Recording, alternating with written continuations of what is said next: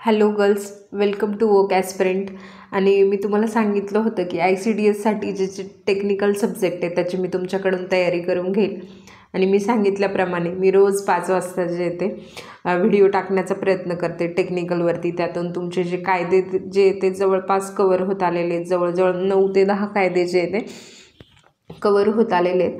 आता फक्त त्याचं आणखी एक पार्ट येईल 10-10, 20-20 मिनिटांचा, ज्याच्यामध्ये तुमचा तो कायदा जो आहे, कारण मी तुम्हाला आधी एक बेसिक इन्फॉर्मेशन जी येते त्या कायद्याबद्दल सगळी दिलेली आहे. आता फक्त एक तुम्हाला कन्सेप्च्युअल अंडरस्टँडिंग मिळण्यासाठीचं जे ते येईल. तुम्ही त्याला इग्नोर केलं तरी चालेल जर तुम्हाला तुमचा वेळच वाचवायचा असेल तर, कारण तुम्हाला ऑलरेडी फर्स्ट व्हिडिओमध्ये पण मी बऱ्याच डिटेलमध्ये सांगितलेलं आहे. त्यानंतर पोषण अभियान आणि ज्या योजना असतील त्या देखील आपण पुढच्या 10 ते 15 दिवसामध्ये म्हणजे जानेवारी एंडिंगपर्यंत कंप्लीट करण्याचा प्रयत्न करू. 2 दिवस मी व्हिडिओ टाकला नाही. मी तुम्हाला टेलिग्रामला मेसेज पण केला होता की तब्येत बरी नसल्यामुळे मी तुम्हाला व्हिडिओ जो आहे तो टाकला नाही. नाहीतर आपण मागच्या 8-9 दिवसापासून रोज जे ते 5 किंवा 6 वाजता मी ते कायद्यांशी रिलेटेड व्हिडिओ जो आहे तो टाकतच असते. मागे आपले एक सबस्क्रायबर आहे, त्यांनी बाकीच्या सरळ सेवेच्या सब्जेक्टबद्दल पण विचारलं होतं आणि तुम्ही याचा जास्त चांगला स्टडी कसा करावा यासाठी मी त्यांना सांगितलं होतं की मी व्हिडिओ घेऊन येईल म्हणून. आणि आणखी थोडं बोलायचं होतं याच्याबद्दल की मी जे व्हिडिओ टाकते ते मी जनरली सगळी इन्फॉर्मेशन क्रॉस व्हेरीफाय करूनच टाकते. परंतु तरी पण काही चुकलं असेल तर मला तुम्ही टेलिग्रामला वगैरे मेसेज करू शकतात. मी पण एक माणूस आहे, माझ्याकडनं पण छोटी मोठी चूक तर होऊ शकते, किंवा बोलण्यात काही चुकलं असेल तर ते थोडंसं इग्नोर करत जा. कारण छोट्या छोट्या चुका जर धरून बसलं तर कसं होणार. छोट्या छोट्या चुका तर होतच असतात. जर व्हिडिओमध्ये PDF मग कुठला तरी एक व्हिडिओ आहे त्यामध्ये PDF आन्सर वेगळं आहे आणि मी बोलताना चुकीचं बोलले तर PDF जे आन्सर आहे तेच बरोबर असेल. माझ्याकडून बोलताना काहीतरी चूक झाली असेल, एवढं लक्षात ठेवा. त्यानंतर ICDSची ही जी संधी आहे 102 पदांची, ही सगळ्या मुलींसाठी खरंच एक चांगली संधी आहे. आणि सगळ्यात महत्त्वाचं म्हणजे यामध्ये म्हणजे आता तर म्हणू शकत नाही की ज्यांचं सिलेक्शन होणार नाही त्यांच्यासाठी, कारण आणखी पण आपल्याकडे बरेच दिवस आहे. म्हणजे ॲटलिस्ट कितीही झालं तरी जानेवारीमध्ये तर तुमची एक्झाम होणार नाही. मे बी एक्झाम जी आहे ती फेब्रुवारीमध्ये होऊ शकते. म्हणजे बऱ्याच ठिकाणी असं ऐकलं आहे की 10 फेब्रुवारीपासून किंवा 15 फेब्रुवारीपासून जी आहे ती ही एक्झाम होऊ शकते. आणि जर तुम्ही चांगला स्टडी केला आणि काही कारणास्तव तुमची ही पोस्ट जरी नाही निघाली तरी ICDSची आणखी एक ॲड येणार आहे. त्यामध्ये अंतर्गत पदांची काही भरती असणार आहे आणि काही पदं जी ती सरळ सेवेने भरले जातील. त्यामुळे तुमचा केलेला अभ्यास हा वाया जाणार नाही आहे. तर आता आपण टेक्निकलचा ऑलरेडी ऑलमोस्ट कवर करत आलो आहे. मी त्यासाठी एक वेगळा व्हिडिओ पण बनवला होता की कायदे तुम्हाला कोणते कोणते करायचे, ते कायदे करून पण घेतलेत. आता जे ते आपण सरळ सेवेबद्दल बोलणार आहे. हे जे ते आपलं मार्क्स आणि सब्जेक्ट कसे कसे हे बघणार आहे. मराठीला तुमचे जे ते 10 क्वेश्चन आहे म्हणजे 20 मार्क्स. इंग्लिशचे जे ते 10 क्वेश्चन आहे. GK GSचे जे ते 20 क्वेश्चन. मॅथ रिजनिंगचे 20 क्वेश्चन. कम्प्युटरचे 10 क्वेश्चन आणि टेक्निकलचे जे ते 30 क्वेश्चन. असं जर बघितलं तर प्रत्येकी ईच क्वेश्चनला 2 मार्क्स आहेत. तर जवळजवळ सरळ सेवेचे जे सब्जेक्ट आहे कम्प्युटर पकडून तर सरळ सेवेचे जवळजवळ 140 मार्क्सचा सिलॅबस आहे आणि टेक्निकलचा जो आहे तो आपला 60 मार्क्सचा सिलॅबस आहे. यामध्ये टेक्निकलचा आपण रोज कवर करण्याचा प्रयत्न करतो आहे. ऑलमोस्ट कवर केलं आहे. आता फक्त पोषण अभियानचं बाकी राहिले. पोषण अभियानचं पण आपण लवकरच करू. जानेवारीच्या आधी आपला सिलॅबस संपेल. त्यानंतर तुम्ही फक्त रिव्हिजन केली तरी चालेल. तर हे झालं आपलं 60 मार्क्सचं. पण आपलं फोकस जो आहे तो सरळ सेवेच्या सब्जेक्टवरती पण चांगला असला पाहिजे, त्याच्यावरती पण चांगला होल्ड असला पाहिजे. फक्त टेक्निकल सब्जेक्ट करून तुम्हाला चालणार नाही, कारण तुम्ही कितीही अभ्यास केला तर तुम्ही 60 पैकी 60 मार्क्स घेणार नाही आहे टेक्निकलमधून. आणि जरी घेतले तरी फक्त टेक्निकलवरती तुमचं सिलेक्शन होणार नाही आहे. त्यामुळं सरळ सेवेच्या विषयांचा अभ्यास करणं तुमच्यासाठी खूप गरजेचं आहे. तर त्यासाठी मी तुम्हाला जे इम्पॉर्टंट टॉपिक सांगते प्रत्येक सब्जेक्ट वाईज तुम्ही ॲटलिस्ट तेवढे तरी करावे, म्हणजे तुमचा एक चांगला सेफ स्कोर तुम्हाला घेऊन येता येईल.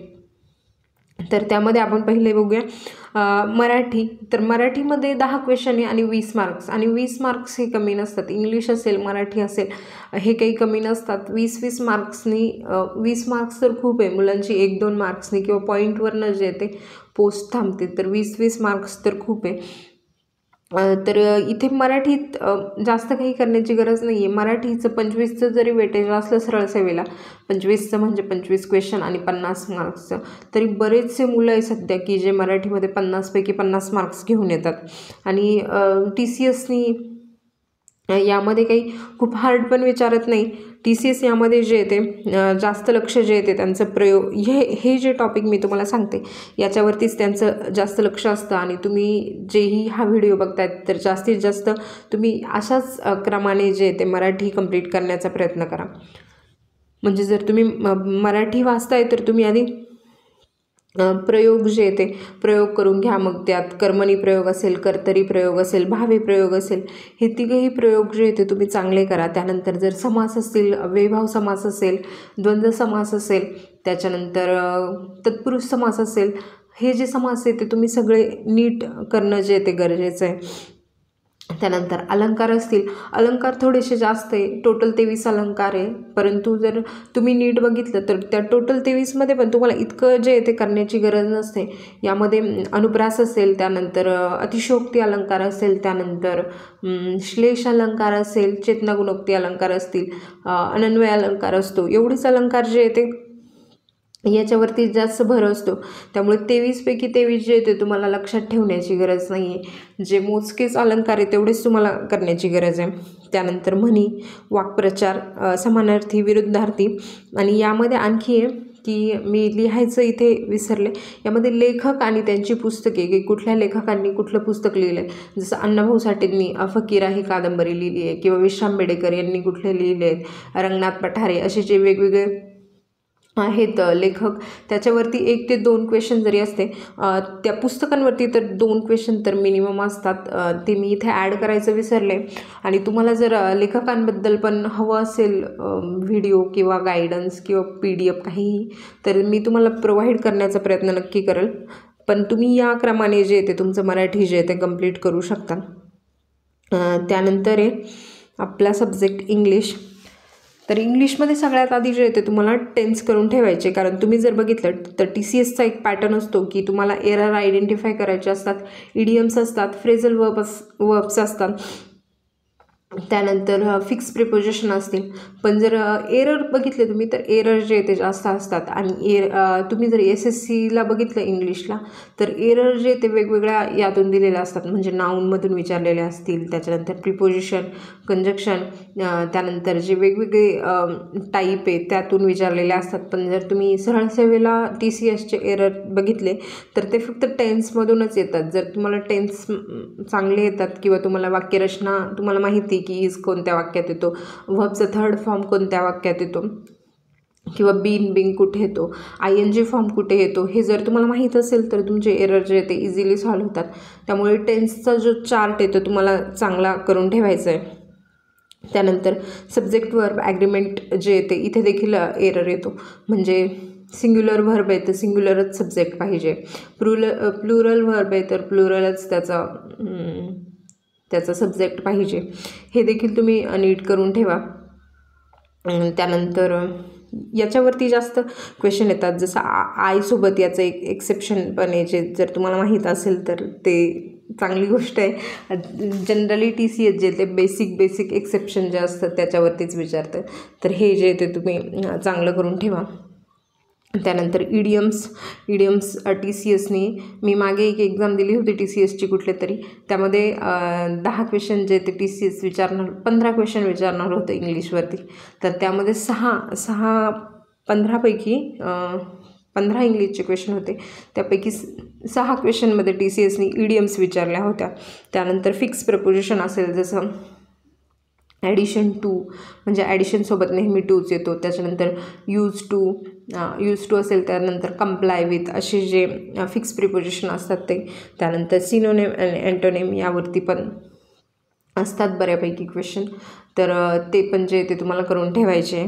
त्यानंतर आपला नेक्स्ट सब्जेक्ट GK आणि GS हा सगळ्यात म्हणजे हार्ड नाही आहे, परंतु खूप जास्त वाईड आहे, खूप जास्त इन्फॉर्मेशन आहे. आणि जितकी तुम्ही मगअप कराल तितकी जे ती कमीच पडेल. तसं मराठी आणि इंग्लिशला नाही आहे. तुम्ही जर एकदा टॉपिक केले आणि ते वाचून ठेवले किंवा त्याची प्रॅक्टिस करत राहिलं तर ते इतकं हार्ड नाही जात. तसं याचं नाही आहे जी के किंवा GS, कारण याला ते स्टुडंट चांगला स्कोर करतात जे आधीच दुसऱ्या कॉम्पिटेटिव्ह एक्झामचं जे ते अभ्यास करत असतील, जसं कंबाईन झालं, MPSC झालं. GSचे टॉपिक त्यांना जास्त इझी जातात, कारण त्यांनी ऑलरेडी एका सब्जेक्टसाठी चांगले स्टँडर्ड बुक यूज केलेले असतात. त्यानंतर त्यांची जास्त रिव्हिजन वगैरे झालेली असते ह्या गोष्टींची.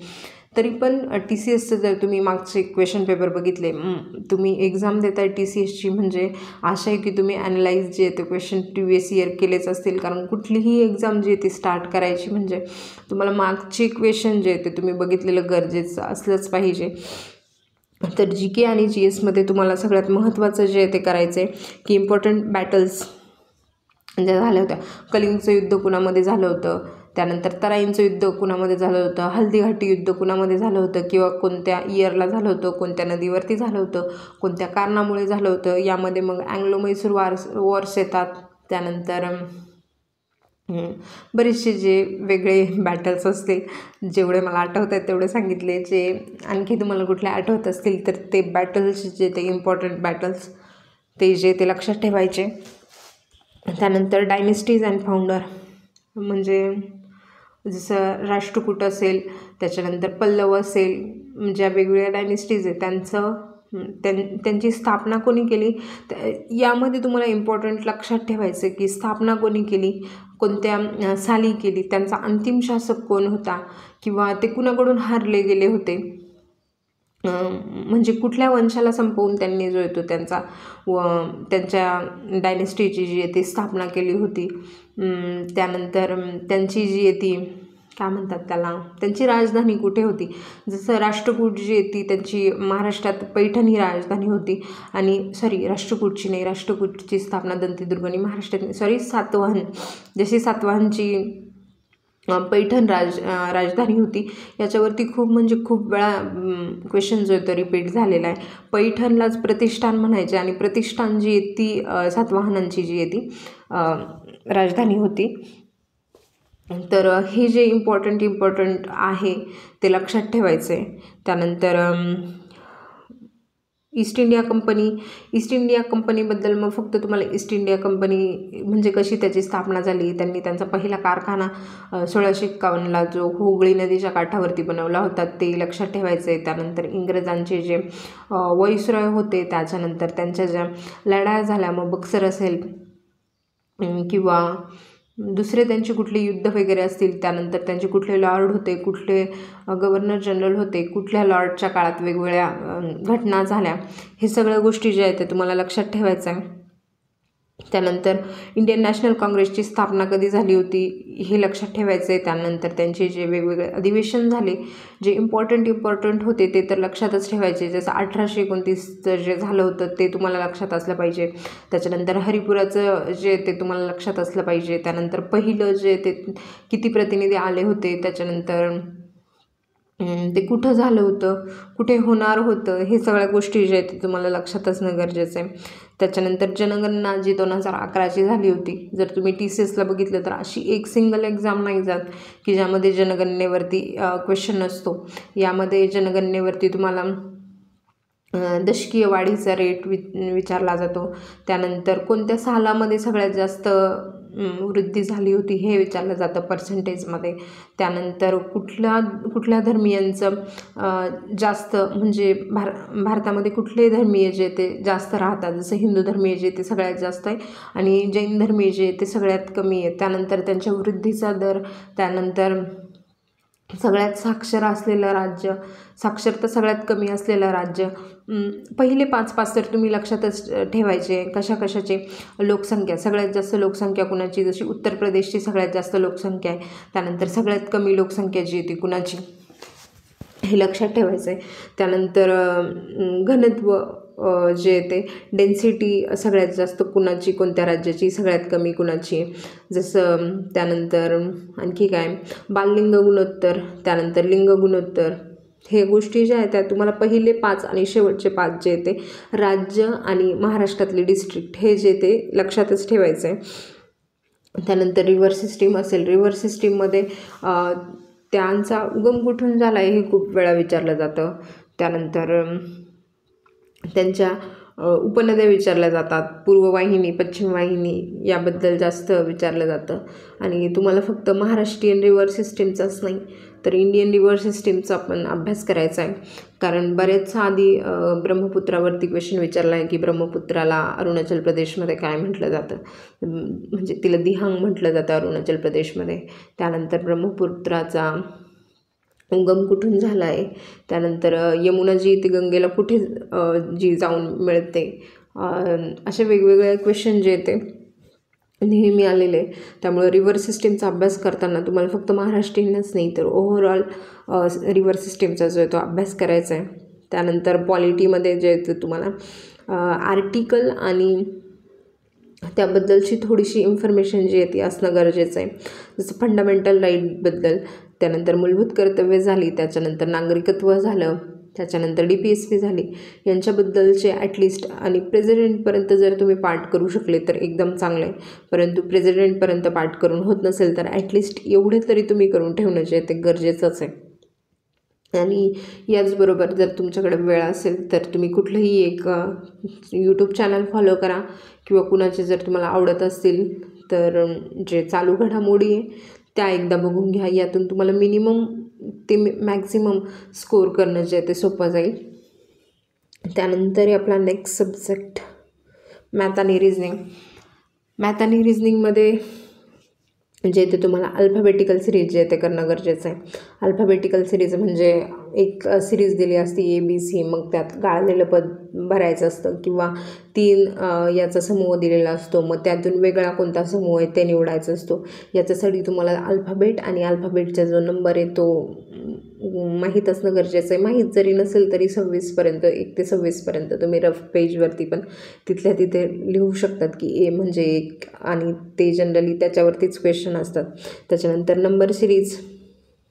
नंबर सिरीजमध्ये मिसिंग नंबर जो आहे तो विचारलेला असतो किंवा त्या नंबरच्या पुढे त्या सिरीजच्या पुढे पुढच्या नंबरमध्ये कुठला क्वेश्चन येईल याबद्दल बरंच काही दिलेलं असतं. यामध्ये तुम्हाला जर स्क्वेअर, त्यानंतर स्क्वेअर रूट, त्यानंतर म्हणजे पाडेपाठ असतील तर हे करणं जे ते इझी जाईल. त्यानंतर सिटिंग अरेंजमेंट असेल की काही लोक म्हणजे केंद्राकडे एका टेबलवरती राऊंड टेबलवरती मध्ये तोंड करून बसले किंवा बाहेर तोंड करून बसले, त्याच्या डाव्या बाजूला तो बसला आहे, असले क्वेश्चन जे ते विचारले जातात. त्यानंतर प्रॉफिट लॉसमध्ये छापील किमती दिलेल्या असतात, त्यानंतर सूट दिलेली असते, मग नफा तोटा जो आहे तो कॅल्क्युलेट करायचा असतो. त्यानंतर टाईम अँड वर्कमध्ये लोकांची संख्या दिलेली असते, दिवस दिलेले असतात, ते किती कामं करतील या गोष्टी ज्या आहेत त्या दिलेल्या असतात. आणि टाईम अँड डिस्टन्स हे झाले आपले मॅथ आणि रिझनिंगचे टॉपिक. एवढे जरी केले तरी तुम्हाला चांगले मार्क्स भेटतील.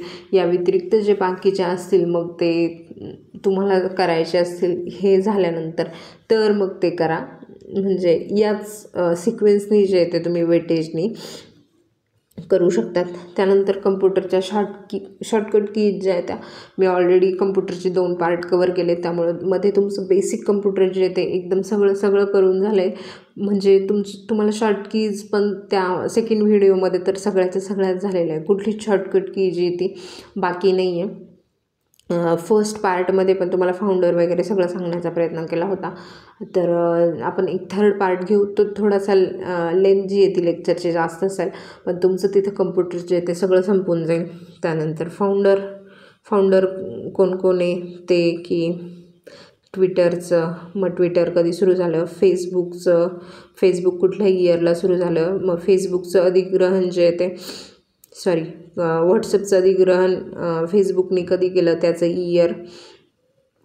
त्यानंतर मग वर्ल्ड वाईड वेब असेल, त्याच्यानंतर जीमेल असेल, त्याच्यानंतर असे जे वेगवेगळे क्वेश्चन आहे हे देखील घेण्याचा प्रयत्न करू. आणि एक जनरल इन्फॉर्मेशन कम्प्युटरची की CPUचा फुल फॉर्म काय, लॅनचा फुल फॉर्म काय, VPNचा फुल फॉर्म काय याबद्दलचा पण एक जो आपला नेक्स्ट व्हिडिओ असेल त्यामध्ये सगळं कवर होऊन जाईल. त्यानंतर एंड म्हणजे झालं आहे जे आपलं मग टेक्निकलचं जे टेक्निकलचं ऑलरेडी सांगितलं आहे म्हणजे मी ऑलमोस्ट करवूनच घेतलं आहे. ICDSची प्लेलिस्ट पण आहे चॅनलला, तर ICDSच्या प्लेलिस्टमध्ये पण सगळेच्या सगळे तुम्हाला कायदे वगैरे जे ते सगळे भेटून जातील. PDF पण टेलिग्राम चॅनललाच आहे ते भेटून जाईल. ज्यांनी टेलिग्राम चॅनल जॉईन केला नसेल किंवा ज्यांना करायचं आहे तर मी डिस्क्रिप्शनमध्ये लिंक जी आहे ती देईल. आणि थँक्यू. चॅनलला सबस्क्राईब करा, लाईक करा. थँक्यू.